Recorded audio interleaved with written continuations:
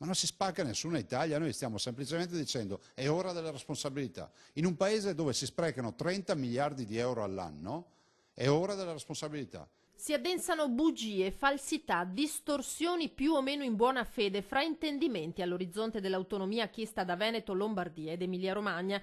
Il governatore Zaia riprende carta e penna e scrive nuovamente ai cittadini del Sud Italia: vi scrivo per mettervi in guardia, non lasciatevi ingannare, afferma. Non posso accettare di vedere sui giornali una pubblicità in cui il Nord viene accusato di voler uccidere la sanità del Mezzogiorno, riferendosi al manifesto di qualche giorno fa dell'Ordine dei Medici di Bari. Noi dobbiamo dialogare direttamente con i cittadini del Sud, con la foresta che cresce di persone per bene che non hanno nulla a che fare con chi va a dire che l'autonomia porterà a minor sanità, che l'autonomia porterà a guai. Ma senta, mi lasci dire, ma che guai può portare la gestione della soprintendenza in Veneto alla Calabria? O che guai può portare la gestione del demanio Veneto in Veneto alla Campania? O che guai può portare la gestione della valutazione di impatto ambientale dei fatti veneti in Veneto, che so, alla Sicilia? Nulla. Ma qualcuno sta vendendo questa suggestione come la fine di tutte le opportunità per il Sud, ed è scandaloso. E questo mentre le cose al Sud non vanno certo bene. Zaia fa l'esempio della sanità così come è ora.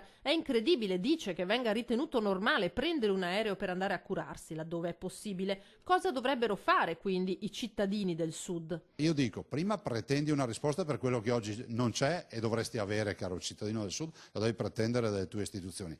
Due, dici: voglio che anche qui tu chieda l'autonomia, cara mia istituzione che mi governi, perché con l'autonomia ti controllo. Dai 5 Stelle, malgrado i tentennamenti, Zaia non si aspetta bastoni tra le ruote, né interpreta il no all'autorizzazione a procedere nei confronti del ministro Salvini come merce di scambio per negare l'autonomia. Il ministro Salvini non si deve processare, punto e basta, perché non ha commesso reati, a mio avviso, e considero coerente il 5 Stelle che ha detto no al processo.